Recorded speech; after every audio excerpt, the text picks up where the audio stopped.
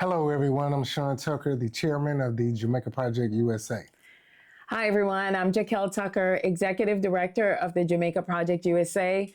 And our mission is to transform rural schools and communities in Jamaica by sharing the hope, love, and help of Christ.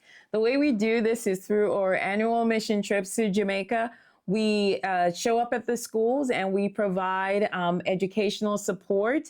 We basically also provide educational sponsorships. We do improvement projects for schools and communities that the whole school and community would benefit from, such as putting in library, computer labs, so on and so forth. We also work with our local service leaders in our communities, such as our teachers and our pastors. We come alongside them and provide them with resources so that they can make a greater impact in society and also to become a part of our local mission team in Jamaica. And next year is our 10-year anniversary, and tell them about that.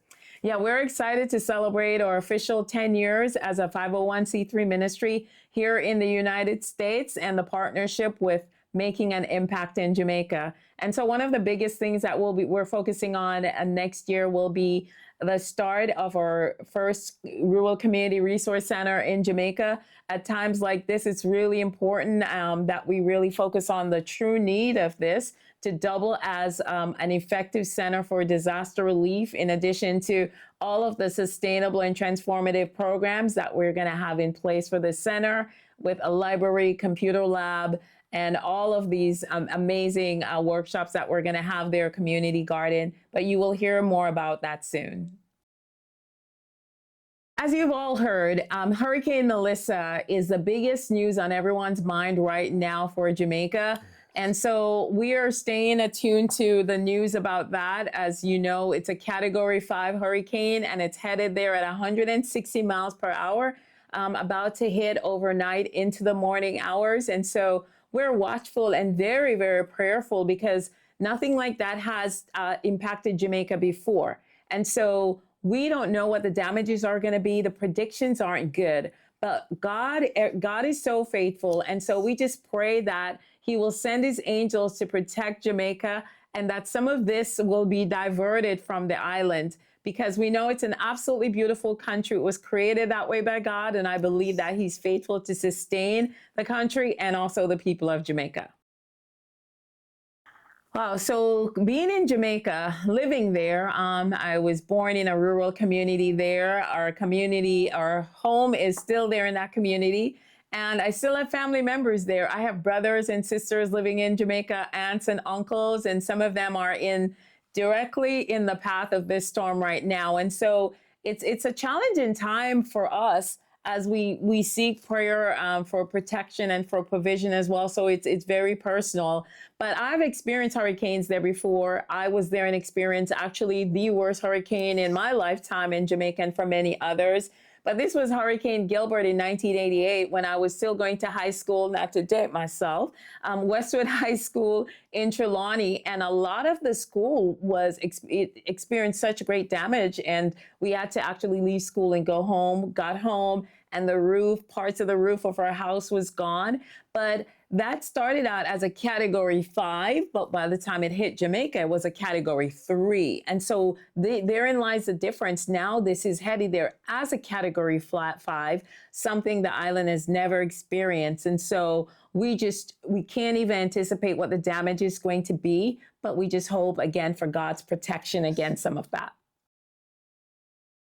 So we continue to support Jamaica annually, but I know as far as relief efforts, we're boots on the ground as well. Most recently with Hurricane Beryl last year, we took the trip to Jamaica through the support of family, friends, or supporters, or board members, volunteers, and also most importantly, our home church, Victory Church, with 5 campuses here in Georgia.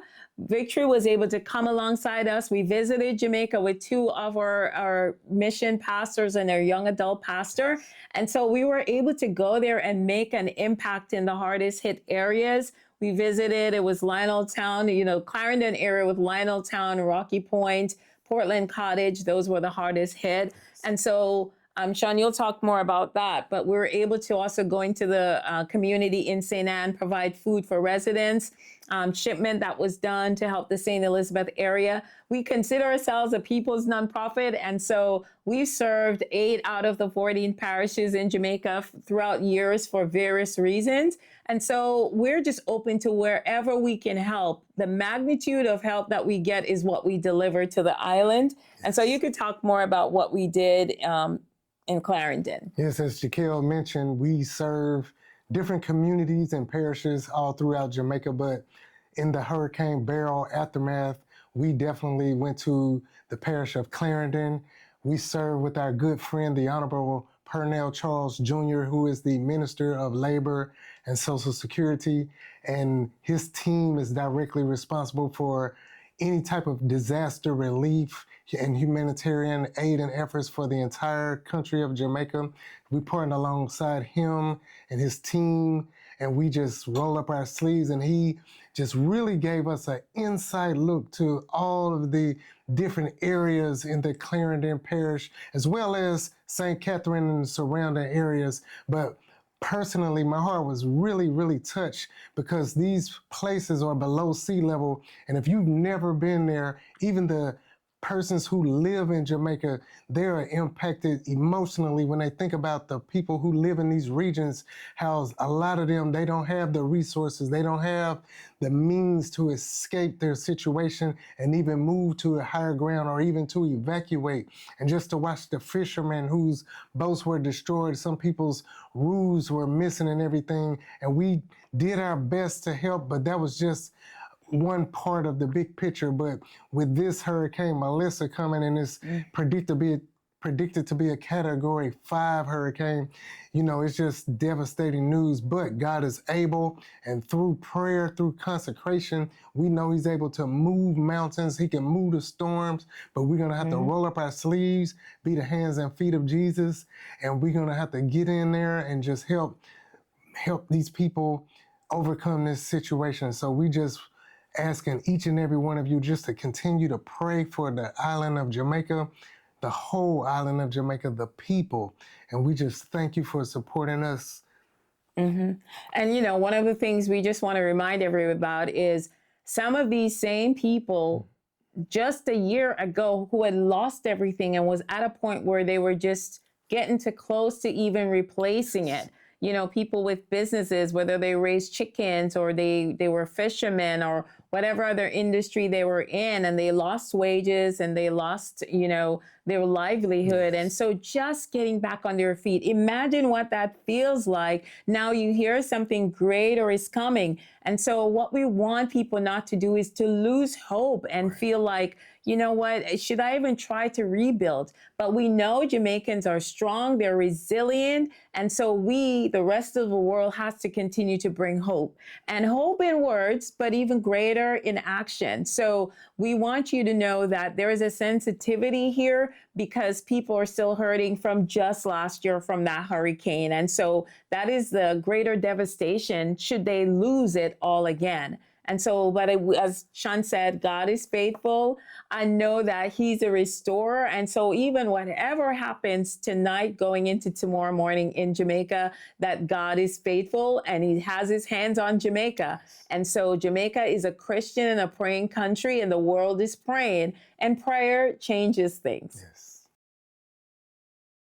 Well, first and foremost, we are some of the biggest supporters of our nonprofit. So we just want everybody to rest assured that we are very, very vested in this. You know, for 10 years, this started with Sean and I and my parents. You know, my mom is the one who inspired us to start the Jamaica Project USA, just shipping barrels back to Jamaica. I'm her youngest child and was always like right behind her here in the US, trying to help her ship things back to give away in the community.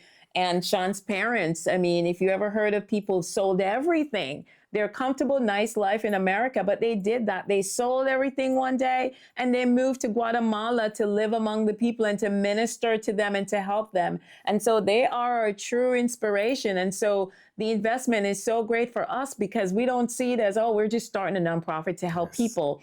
I've walked that journey out in Jamaica from poverty, and God has blessed me in the USA, and just an amazing American husband, a Jamaican, who to come alongside and say, you know what, we're gonna live our lives impacting other people. And so we are earning our resources from our businesses and putting back into our nonprofit because we want to see lives transform. We want to make people's lives better. And how you can help us is thank you for those who have come alongside us and helped us year after year. Some of you are hearing about us for the first time, but one thing I would say to everybody that I've always said, if you don't know a nonprofit and where it's going or if they'll ever have any impact, go where you feel comfortable giving. No matter what happens, we just want to encourage you to give, okay?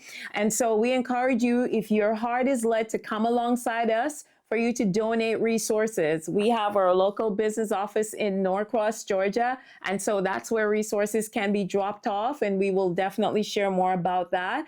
But if you're not in Georgia, or even if you are, you can always go to our website, the JamaicaProjectUSA.org. Click the donate button and you can get a tax refundable donation. It's a tax write-off. And so we encourage you to take action. You know, hope is great. It's great to share it with people in Jamaica who will probably have lost things in this hurricane and say, you know what, I've prayed for you and may God restore.